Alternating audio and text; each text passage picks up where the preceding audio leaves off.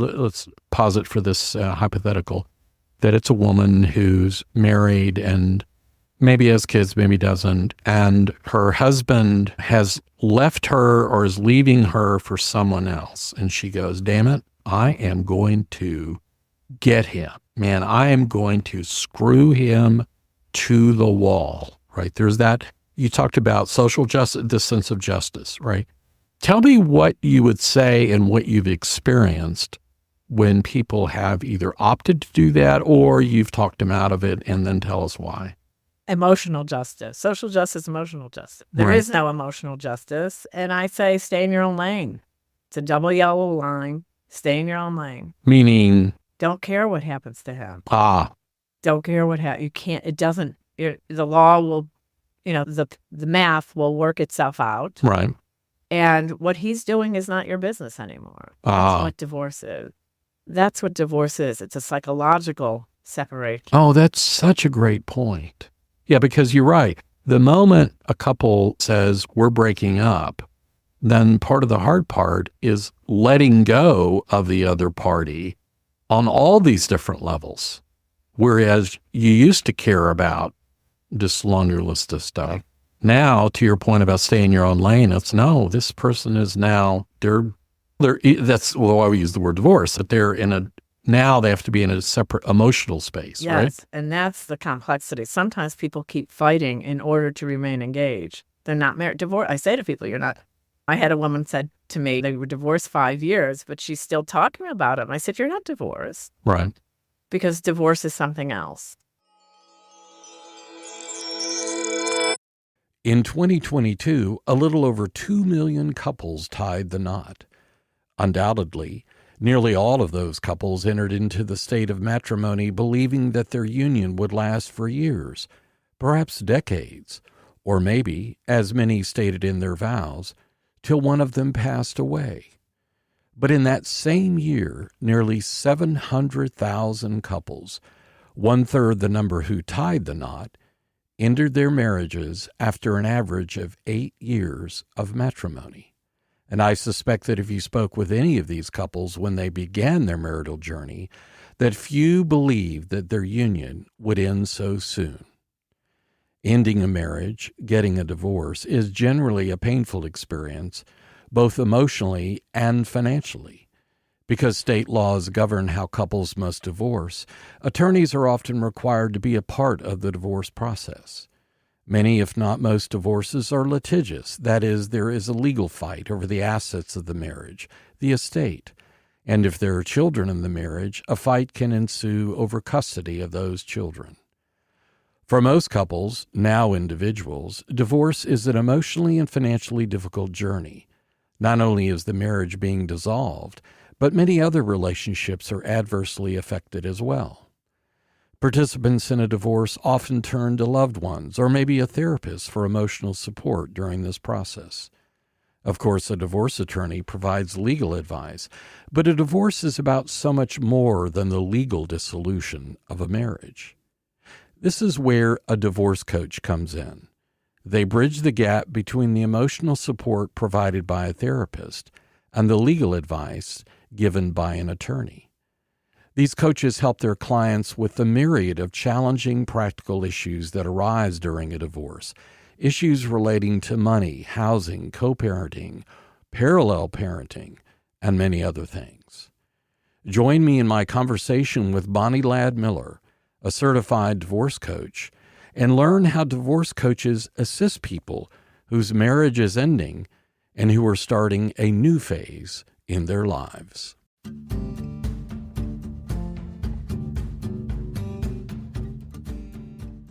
I'm your host, Mark Good, and this is Remarkable, a podcast focused on people and stories worthy of your attention. And now, today's show.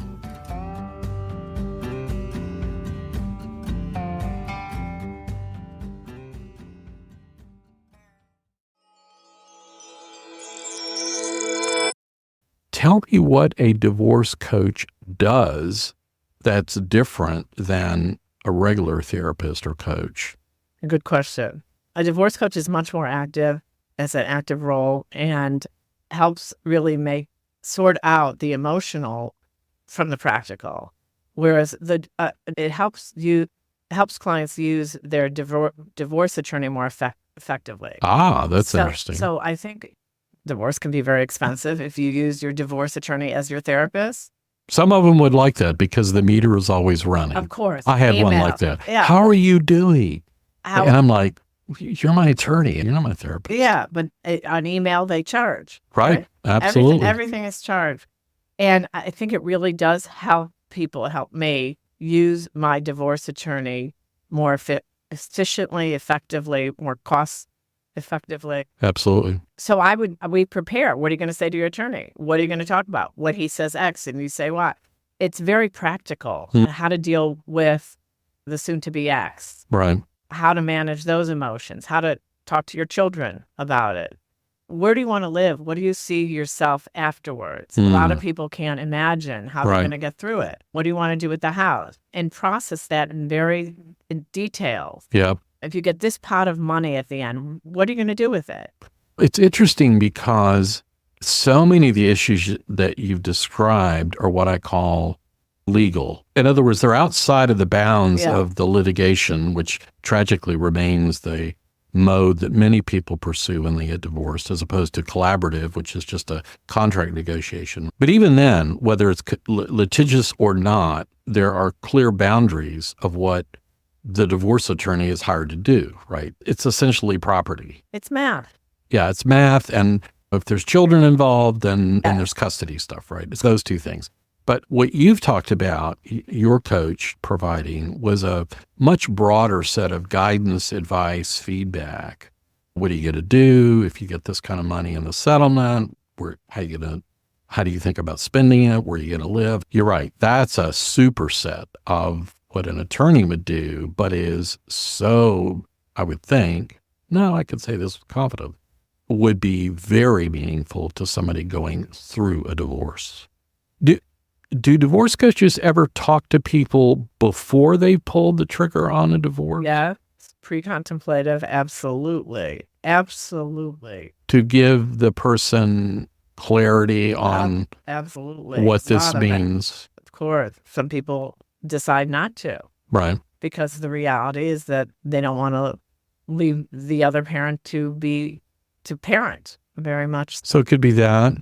There may be, I would think, some financial repercussions that are more than they can step up to. Absolutely. Absolutely.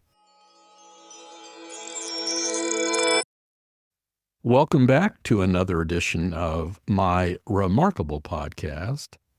I'm here today with my friend and guest, Bonnie Miller-Lads. And Bonnie, it's a beautiful weather this week. It was terrible last week. So have you had an opportunity to enjoy any of this beautiful weather? Yes, it's been wonderful. The breeze is wonderful. The cool breeze, wonderful. Yeah. And all the windows. Yeah, I used to live in Texas, and I tell people who ask me, why do I move to Ohio? I said, one of the reasons is this, right? This kind of weather. So give our listeners just a brief overview of kind of who you are and what you do. Thank you so much for having me. It's a pleasure to be here. I'm a licensed clinical social worker. Okay. I'm a certified divorce coach. Okay. And I work virtually since COVID, which has been wonderful. Good. And how long have you lived in Shaker? Actually, I spent most of my adult career in New York City, originally from Cleveland. And right before COVID, I came back. So I've been back in Cleveland just about 5 years. But I can hear a little New York in your accent. It's not Long Island. I don't hear Long Island, and I certainly don't hear Jersey. I could go there if you want. Tell us a little bit about your professional and life journey. How did you get into doing what you're doing now? Yeah, I don't feel that it's something I do. It's something that I am. I inhabit all the values that come with it. And so I don't feel like it's work. Do you want to call it that? Sure. So growing up in a household where my parents were Holocaust survivors, I understood what it meant to be resilient, or I viewed it. I saw it, I heard it. It came to me right from the beginning, starting new, and how does one start new and love and cherish and build new lives. So that was just part of my DNA. So I watched it and breathed it and ate it and smelled it. And that was here in the Cleveland area, That right? was here. So they immigrated from Europe. It's a complicated story. They re-met in Israel. They knew each other as kids. Wow. In Europe. And then my mother spent some time in Hong Kong. My father, after the war, went to Israel. Right. And then they re-met in Israel when they were both orphaned by that time. Wow. And looking at a familiar face, they were like, let's do it. Let's get married. Yes. It was a horrible time in Israel because it was becoming a country of orphans. Right. Very damaged people. And my father had a brother in Cleveland, and they were supposed to come here for a year. Food was rationed. It was a very difficult time. So they stayed for a year, and it's been a long year. Wow. Wow. What a great story. So that story that you have just told about your parents starting over is an inspiring one. And you grew up in that. Are you their only child, or were there others? I'm the youngest. There were three of us. Okay. I have a deceased brother, and my sister's here in Cleveland. So you've mentioned there's a little New York in your past. So tell us about how you went from Cleveland to New York. Oh, good question. Some might say that it was a way out, a way that I could have separated and individuated and gone off, a way to leave my parents without hurting them terribly. We were raised in a way that we never wanted to hurt them more than they were hurt. Sure. Not that they talked about it, but I was at Kent State for 2 years, and my thought was that I had to live in Israel, and I went for a semester to Haifa University. And I thought, they left. What would make me stay unless I felt a real religious tie to this land? So I went for a few weeks to a religious seminary. And I thought, that's the people who stay here, because otherwise people would leave. This is a tough place to live. Right. So from there, I transferred to New York, Yeshiva University, as a way to cement, or I thought I would cement my commitment to, quote, the land. But it didn't really work because I'm still here. And I met my then husband and stayed in New York for 35 years. Wow. Your undergraduate degree at Yeshiva, what was that in? It was in psychology, sociology. Okay. And then the social work graduate school at Wurzweiler in New York. And then did you begin practicing? Now I spent my life saving the world. Most of my agency work was in impoverished communities, East Harlem. Oh, wow. That was the mission. That was the goal, to save the world. Is that, what is that phrase that the Jewish community has? That's it. I love that phrase. Yeah. I had another guest on here, Jessica Columbi, and she used that, and it's so poetic and beautiful. It just flows off. And it does identify an impulse. I hope, by the way, that is not proprietary to the Jewish community. I hope that many others are inspired by that notion that we do inhabit a broken world. And what we can to make a difference is, I think, very important. So tell me a little bit about some of that work that you did. It was right in the projects in East Harlem. Wow. And inside there, we had a little mental health office, and I was the director of mental health. And it was really like, I felt it was a holy place, really, truly holy. And we helped heal really very people. And each person that worked there, I thought they were like angels. It was every day we would walk and hearing the gunshots, and seeing the kids and the families and the trauma that's imposed by their life circumstances many times, which they're born into. So I was there for many years, and I loved it, and I learned a lot, learned a great deal. So for people who may be listening to this, who labor under this, here's an idea that seems to be popular and floats around out in the world, is that we're in the place that is the result of our personal decisions. So if, as an example, we're poor, it's because we're lazy, or we chose not to go to college, or whatever. If we're in a bad marriage, it's because of something we've done, right? There's this idea of agency that gets so magnified that the life condition of anybody, everybody, is a direct result of what they specifically have done or not done, chosen to do, not chosen to do. As someone who then has worked in communities, whereas you described that people are wounded, people are hurt, people are in need, Would you agree with that assessment that people are there because they just made a bunch of bad decisions? Oh, no. Oh, no. Oh, no.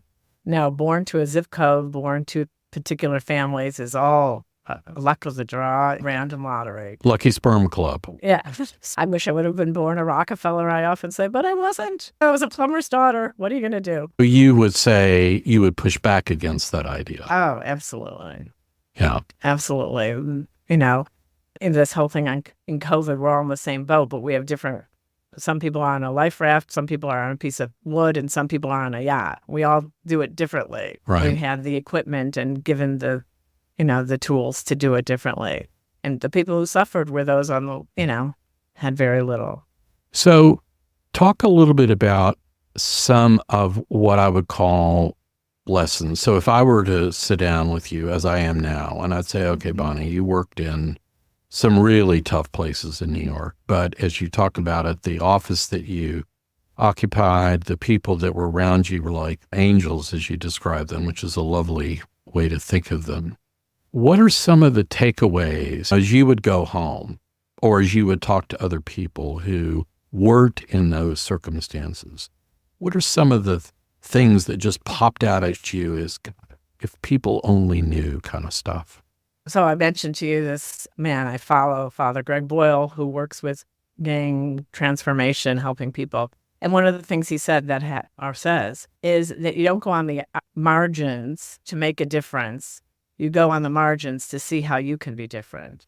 And the idea that there's a service provider and service recipient is not accurate. We're both learning. And one was born to one zip code and one was born to another.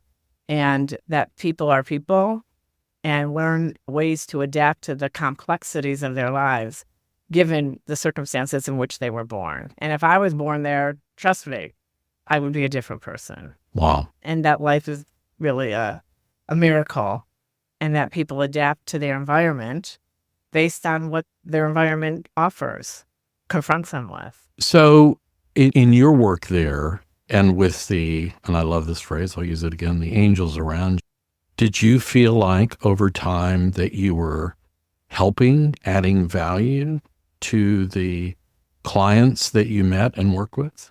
How do you measure value? These are complicated things. They are. Tell me how you would measure it. You define the metric. The question is, did you move a needle? And if so, what was that like? And what does a needle move? What it move in which way? Correct. So these are complicated questions that a person can feel that they have value enough. Right. That they can be seated in a room that someone cares about them and cherishes them and loves them. Yes. And may make different choices in terms of parenting, right. For instance. Okay. May make different choices possibly in terms of school, how they behave in school, or use different techniques to cope. But I'm gonna pull on something a little bit here.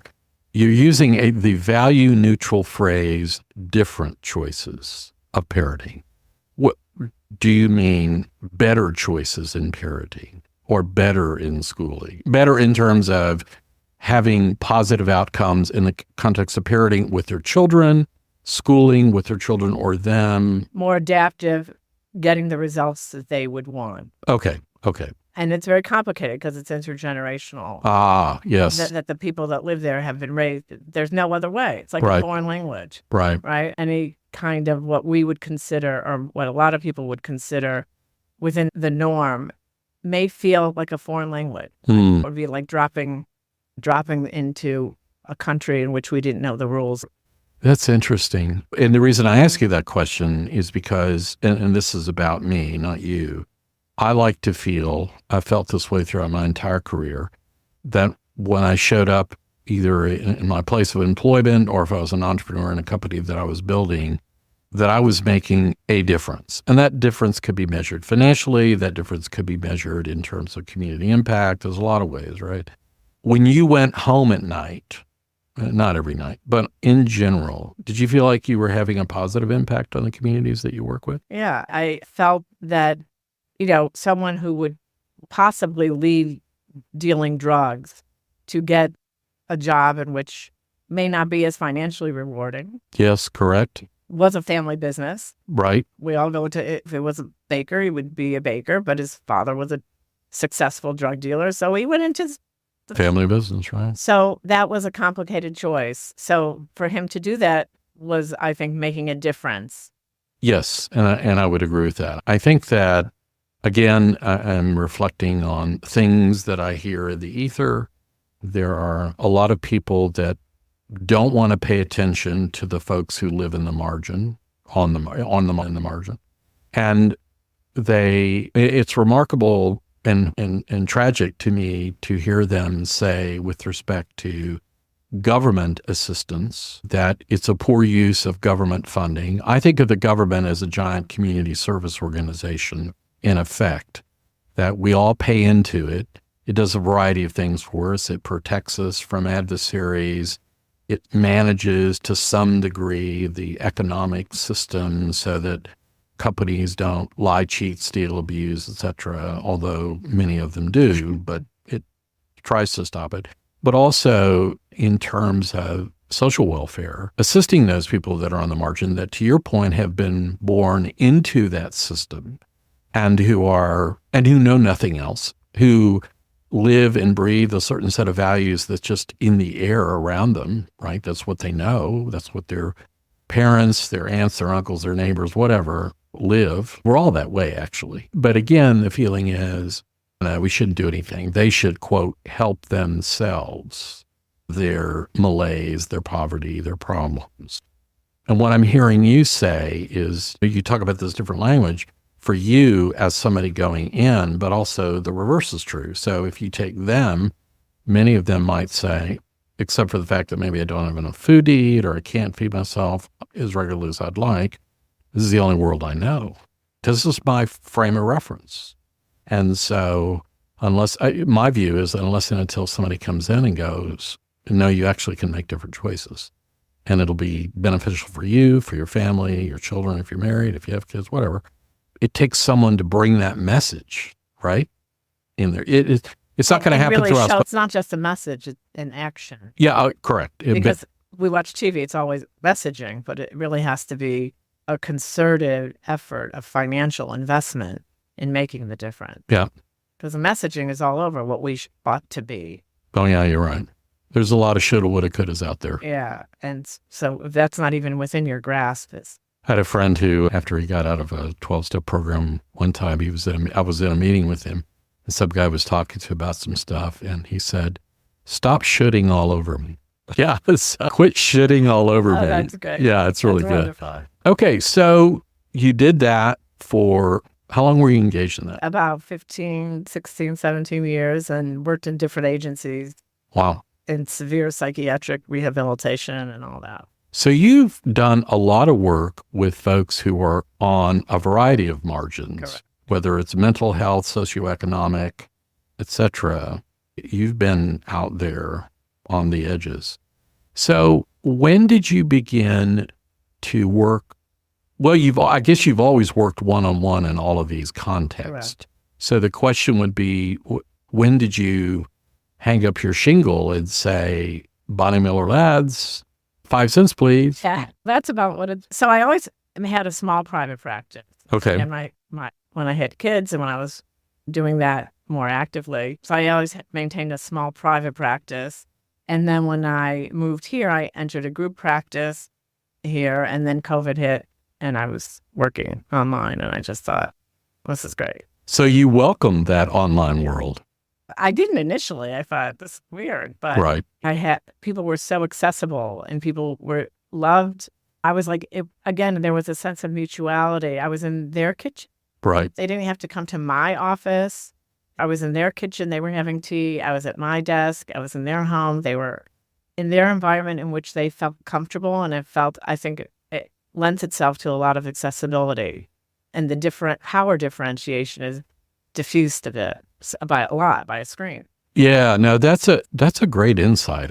I've not heard that before, because often what I hear is that people believe that the remoteness, even when you're using something like Zoom or Microsoft Teams or whatever, seeks to collapse some of that space and time, really space more than time, so that we're all on the same screen together. But people would say, yeah, but it's not the same as being in person. No, it's not. But it's not the same, but it's plus. Yeah, but that's what's interesting. From your point of view, there's some real pluses there.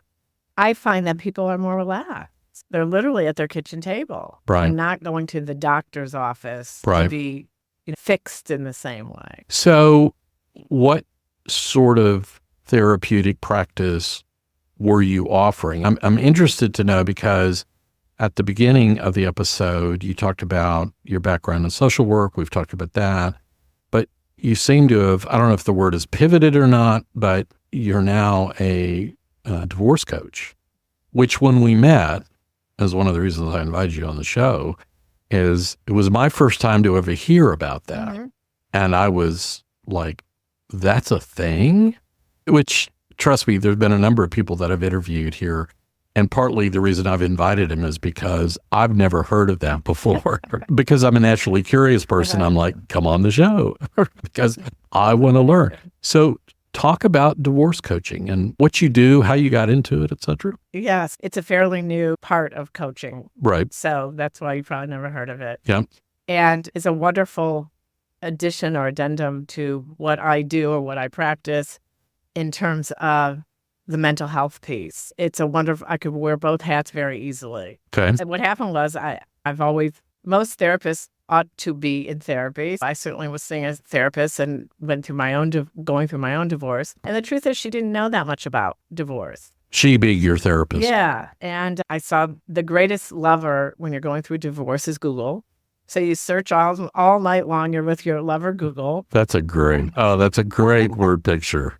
I can imagine Google as lover. Yes. All night long, yes. Find this thing, and I connected with a divorce coach in New York, and it really helped me having both these two people. And I thought it would be good to have the one person. So it really helped me get off the fence and helped me sort out the complexities and the nuances that you don't know until you are there. Tell me what a divorce coach does that's different than a regular therapist or coach. A good question. A divorce coach is much more active, as an active role, and helps really sort out the emotional from the practical. Whereas it helps clients use their divorce attorney more effectively. Ah, that's interesting. So I think divorce can be very expensive if you use your divorce attorney as your therapist. Some of them would like that because the meter is always running. Of course. I had one like that. Yeah. How are you doing? And I'm like, you're my attorney and you're not my therapist. Yeah, but on email they charge. Right. Absolutely. Everything is charged. And I think it really does help me use my divorce attorney more efficiently, effectively, more cost effectively. Absolutely. So we prepare. What are you going to say to your attorney? What are you going to talk about? What he says X and you say Y. It's very practical. How to deal with the soon-to-be X. Right. How to manage those emotions. How to talk to your children about it. Where do you want to live? What do you see yourself afterwards? A lot of people can't imagine how they're going to get through it. What do you want to do with the house? And process that in detail. Yeah. If you get this pot of money at the end, what are you going to do with it? It's interesting because so many of the issues that you've described are what I call legal. In other words, they're outside of the bounds of the litigation, which tragically remains the mode that many people pursue when they get divorced, as opposed to collaborative, which is just a contract negotiation. But even then, whether it's litigious or not, there are clear boundaries of what the divorce attorney is hired to do, right? It's essentially property. It's math.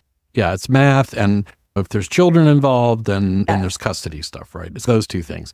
But what you've talked about, your coach providing, was a much broader set of guidance, advice, feedback.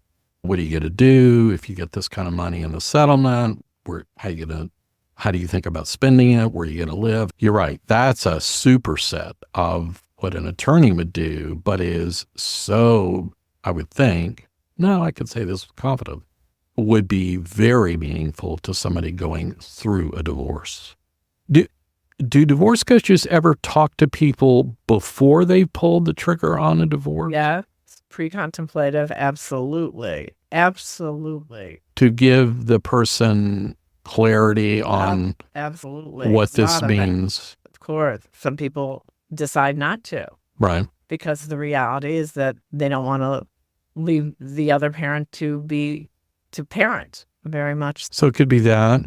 There may be, I would think, some financial repercussions that are more than they can step up to. Absolutely. Absolutely. So divorce coach is not just for people who've decided to divorce, but maybe someone who's considering Of divorce. course, lots of that. And sometimes we'll talk about it for maybe 5 years Wow. before. Wow. I'm waiting till the kids graduate, and what are the advantages, what are the disadvantages, and is that a divorce coach, is that a therapist? But unless I think you know about divorce, you don't know what it's like to be a therapist. Could help you process, but I think it's different when you're working with a divorce coach and a therapist together. But someone who can wear both hats. Not every divorce coach is a therapist, and not every therapist is a divorce coach. So that's, I think, the combination, I think, is very useful for me. Yeah. So if a divorce coach is not a therapist, then they're not going to be dealing with what I call the inner work, the emotional inner work. Wrong? I think they just don't know enough honestly, about the complexities of the psychology around what it takes to get divorced. I think that a lot of divorce coaches have been through bad divorces. Right. And that's not enough to understand the complexities of people's lives. So what are some, having done this now for a while, what are some of so let's break this down into two domains. One is somebody comes to you and says, Bonnie, I'm just really uncomfortable in my relationship. I'll just make some stuff up. I feel like the love is gone. I don't feel appreciated. Maybe it's worse. The other party, I suspect, is cheating on me, etc.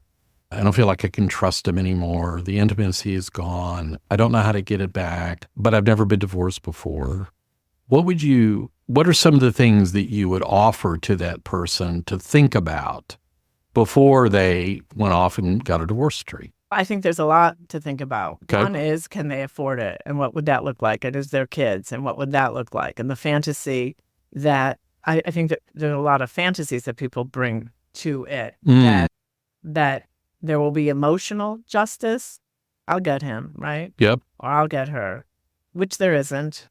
It's Right. anticlimactic. Everyone loses. It's a lose. It's a lose. Yeah. You sign the papers, you go away, and You have half the money and yeah. got to start your life over again. There could be some relief around emotional entanglement. Sometimes not. There's good. If there's That you're still managing the complexities. And I think those are skills to learn how to manage those complexities.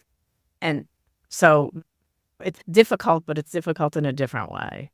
So that's the kind of, that's really helpful guidance that you would give someone who's never been divorced and who's contemplating it. These are the things, hey, here's what that strange country of divorce looks like. Here are the rules of engagement. Here's how people, here's what you can expect. This is typically what happens, that sort of stuff.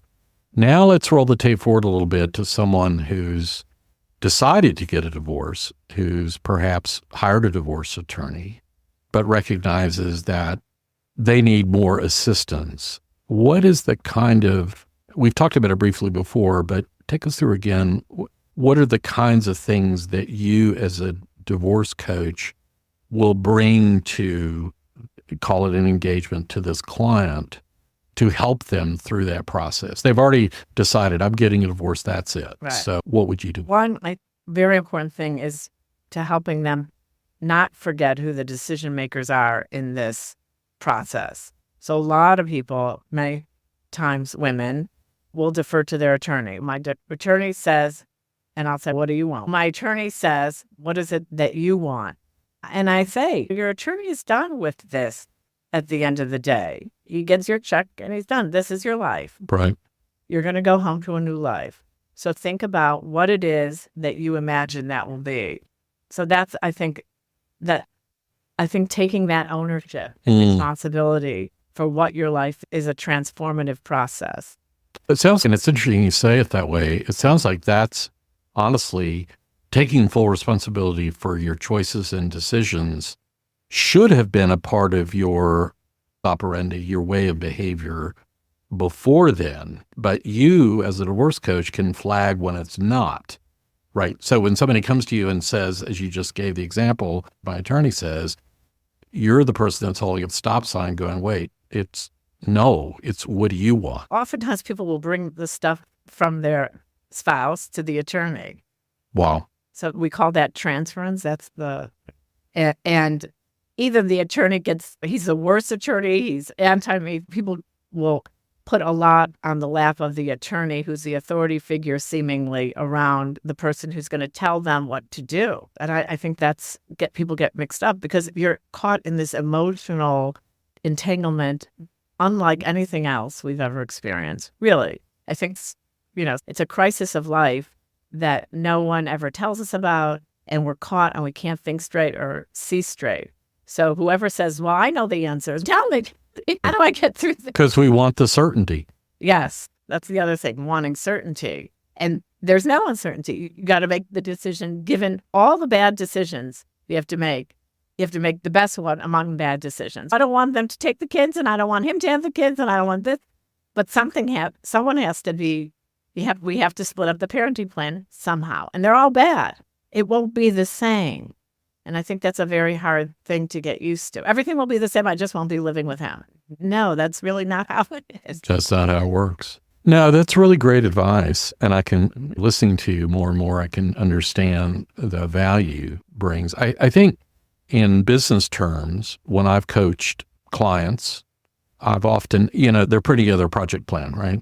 And they say, we're going to do this. And I'll go, just pause a minute. I said, describe for me what I call the desired future state. Yeah. What do you want with respect to this issue in 6 months, a year, or in this domain? You can define it on time, geography, product. There's a lot of different metrics and dimensions you can employ, but it's still what's the desired future state, exactly. Right? And then once you define that, then it's, okay, how are we going to get there? And to the point you're making, let's talk about what's realistic in terms of getting there, because your desired future state, and I love that you said that, a lot of people approach divorce with fantasies about what that desired future state is. And you help honestly disabuse them of some of those notions and fantasies to go, no, it's not going to be just like it is now minus him or her, particularly if there's children. If there's no children, then you can divide the estate, and perhaps if you're not entangled in other ways, although most couples are, you have common friends,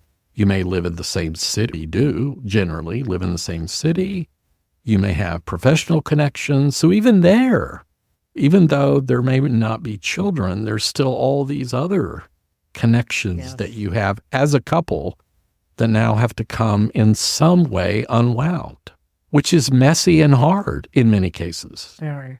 People, What would you say to someone, and you used another phrase that I think is really helpful. We're now back in, you're the divorce coach, and someone comes to you and says, let's posit for this hypothetical, that it's a woman who's married and maybe has kids, maybe doesn't, and her husband has left her or is leaving her for someone else. And she goes, damn it, I am going to get him. Man, I am going to screw him to the wall, right? There's that, you talked about social justice, this sense of justice, right? Tell me what you would say and what you've experienced when people have either opted to do that or you've talked them out of it, and then tell us why. Emotional justice, social justice, emotional justice. There is no emotional justice. And I say, stay in your own lane. It's a double yellow line. Stay in your own lane. Meaning? Don't care what happens to him. Don't care what happens. You can't, it doesn't, the law will, the math will work itself out. Right. And what he's doing is not your business anymore. That's what divorce is. That's what divorce is. It's a psychological separation. Oh, that's such a great point. Yeah, because you're right. The moment a couple says we're breaking up, then part of the hard part is letting go of the other party on all these different levels. Whereas you used to care about this laundry list of stuff. Now, to your point about staying in your own lane, it's no, this person is now, they're That's why we use the word divorce, that now they have to be in a separate emotional space, right? Yes, and that's the complexity. Sometimes people keep fighting in order to remain engaged. They're not married. Divorce. I say to people, you're not. I had a woman said to me, they were divorced 5 years, but she's still talking about him. I said, you're not divorced. Right. Because divorce is something else.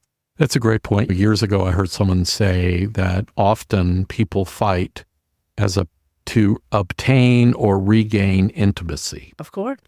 And you're right. I've seen that in divorces that are particularly ugly and long and drawn out. One party or the other, whichever one, doesn't want to let go, whatever that means. It could have financial implications, all kinds of implications. Okay, interesting. Do you ever talk about the implications of what I'm going to call the behavior of the divorcing, let's use parents, and how that rolls down into the children? Yeah. That's a big piece of the work. And often they're not the same, right? One can behave in a certain way and another. And it's the same idea. This idea, there's co-parenting, which gets a certain reputation as being everyone lives, that you can do this all together. But by definition, you're getting divorced for a reason. Right. So there's this other method called parallel parenting, which is, I think, a much more realistic. There's no rainbows and unicorns in that. Right. And you just do your own thing and stay the course and be responsible and be the parent that you want to be, despite the complexities of what the other parent brings to it. And it's difficult. It's really hard, but it's important. And that you stay the course with your kids and be reliable and responsible. Okay, so that's very interesting. I've never heard of parallel parenting before, though I understand the gist of it. So let's get into a situation. So let's say that, and this is actually one that I know of. It's not my life, but it's one I know of. Couple splits up, their child is growing, and one of the parents says, when the child turns 11, here's your smartphone. And the other parent is, I don't want that kind of technology in the hands of our child at that age. Now, in a co-parenting context, okay, this is fantasy because I don't know, I've never done that before, right? In a co-parenting context, you would talk with your ex and try to negotiate when it was appropriate, right? You may lose that negotiation. The other party may say, no, this is what I want. So-and-so needs to have the phone, right? But maybe not. Maybe they would say, okay, if you think it's better that we wait another year or two, that we can do that. So that's how I envision co-parenting versus parallel parenting means the other party gave the child a phone. I just have to live with it. Is that right or wrong? I don't have to like it. Okay. I don't have to agree with it, but pick and choose your arguments. And if it's a high conflict personality, there's a whole cluster of personality traits. Right. Is that the argument that you're going to choose and you're going to go to court for? You're going to pay some lawyer to argue that? Yes. Yeah. So those are the complexities. And you have to explain to the kids, my house, my rules, his house, his rules. It depends. I think it depends. Is it worth it? There are a lot of things to parenting and getting through, and you have to decide which ones you're going to pick and choose. Now, could you put blocks on certain things on the phone? What are the variations of the theme? And you got to pick and choose because sometimes it's a high conflict personality and you don't want to be in court because of a phone. No, that's another great insight because, again, from both personal experience and what I've observed in others, there are some people who are truly high conflict. Yes. They love fighting. They love dragging your backside into court. If not court, they'll do it in the community. Those are most of the people in court are high conflict personalities, and there's a whole cluster of personality disorders, if you will, that do that. And so if you've happened to marry one of them, wow. It's diagnostic. Oftentimes we'll say it's diagnostic. Meaning? According to the, DSM. Yeah. That's Diagnostic Statistical Manual for Psychiatric Disorders, that people who yes, in the field, that's how we know. Oh. Very interesting. Very interesting. So how long, in your experience in working with people who are divorcing, How long do you, as a divorce coach, or do others, stay engaged with that person? At what point do either the client or you begin to tail off your engagement? I think it depends, again, on the person and their resources. And I do take insurance, and how I think post-divorce, the piece of paper, divorce is a psychological process. The piece of paper is a piece of paper. So it depends on how far they've gone. And it could take some time, I think, for people to get readjusted to their divorce life. So sometimes it could be post-divorce. It could be a year, it could be 6 months, but unlikely that it's only 6 months. And so that's like post-divorce. Pre-divorce, it could go, depends when I meet them. Sometimes they just discovered the person has been cheating. It's been 20 years, but they just discovered. So then we're stuck there. People come in crisis most of the time. Walk in crisis. I have a woman who 6 weeks after she was married saw something on his computer screen, but chose to ignore it. 20 years later, surprise. Wow. Very interesting. So now let's turn the topic on its head. And I'm doing this from the point of view of a YouTube interview that I saw. This fellow was interviewing a divorce lawyer, and the interviewer asked the divorce lawyer, what would you say to people about how to avoid ever having to hire you? What have you learned about not getting a divorce? Or put another way, what makes relationships work? Because you've seen relationships break up a lot, and you're there listening to all the stories and litigation and all this sort of stuff. Turn that on its head. What are the people that will never hire you? What do they do differently? Never hire, so I don't know. But what would make a relationship work better? And what are some things that you've heard about in your clients' lives that you go, oh my God, if don't do that and don't do that and don't do that, right? I think red flags are red flags. Okay. And pay attention to red flags. Okay. And don't repress that because you don't want to look at it, because it'll eventually creep up. Maintain your autonomy and ways of maintaining that. If that means sometimes, for a woman, it would be working or some control of finances and knowing how things work. Now, the relationship part, relationships go into cycles, and I think getting help, getting coaching, there's couples coaching, there's couples therapy, can be helpful. Right.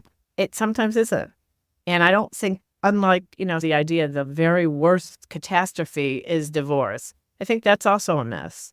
I think that if 50% of our culture gets divorced, then maybe married, the idea that happily ever after forever and ever and ever is a myth. I don't think it has to be a catastrophe. I think if we could renew our license, like our marriage license, like we renew our driver's license or any other things every so often and check in, and it would be more acceptable. It doesn't have to be a catastrophe. Right. It doesn't have to be. With reasonable people, it can be reasonable, and it's okay to live. So reasonable people, those are the people that are not in that cluster that you described. If you just so happen to be one of the unfortunates who marries somebody who's in that cluster, right, then it's a different story. But I think there's also shame and stigma, and people and that escalates the amount of conflict and the cost. And sometimes attorneys love that. Yeah, it's a revenue stream. I was very conscious of that. My divorce was decades ago, but yeah, I could tell the meter was always running. Right? Yeah. Oh, he said that? We got to file a motion for that. How much is that? That's $1,000.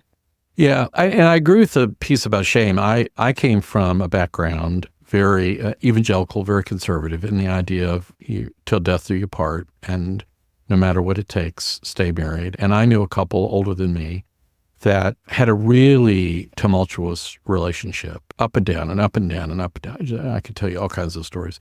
And then later in life, when they were, I think, starting in their 80s, the husband began to have little strokes that contributed to cognitive decline.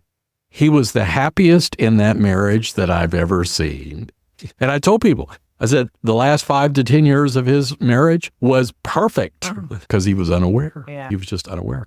And that was tragic to me because he stayed in that relationship, from my point of view, much longer than was good for his own well-being. But he was a part of a culture that said divorce is it's divorce, adultery, murder. They're all like equivalent negatives, right? Yeah. And I think most of us would say getting a divorce is not equivalent to first-degree murder. Right. It's just not. Right. Even adultery, as bad as that is, divorce still doesn't know. But to your point, there is a lot of shame-based activity that surrounds divorce. Yeah. And unfortunately, because it does, as you talked about earlier, have this rippling impact on a community. So even as we talked about, a couple who has no children divorce, and their economic relationship can be sliced like a pie or a piece of cake, there still is all the community stuff around that, which makes it troubling and difficult. But I think shame, when friendships break up, it happens. Right? To expect people to know at 20s or in their 30s who they are when they're in their 50s and 60s is not realistic. Sure, you're not the same person you were. I'm not the same person I was. Hopefully I won't be the same person tomorrow. Yeah. And I think that's a really helpful way to think about life. I think part of the challenge with staying married for long periods of time is that if one or both parties are changing, whatever that means, right? Growing, not growing, regressing, whatever. The challenge is, how do I adapt to the changes? Can I adapt to those changes and we remain a couple? And I think that's the challenge. It's not honoring a vow you made in your 20s or 30s or something. It's, I'm in my 40s, 50s, 60s, whatever. Have I adapted? Are my partner and I adapting to who we are now? Yeah. Which is different than who we were then. Yeah. And that's really difficult. Bonnie, this has been extremely interesting and educational. We will be sure and include in the show notes ways that people can reach out and contact you. As you said earlier, you do most of your work virtually online. So regardless of where anybody hears this, you can be of service. And we have a online divorce support group for women that's free. We have an online divorce 101 workshop for women that's free, that's coming up. So feel free. We're ongoing. The commitment is minimal. So feel free to reach out. That's wonderful. Good. Bonnie, thank you very much. Thank you. This has been great. I'm Mark Good. You've been listening to my remarkable podcast. For more episodes like this, as well as premium content, visit my site, markgood.substack.com.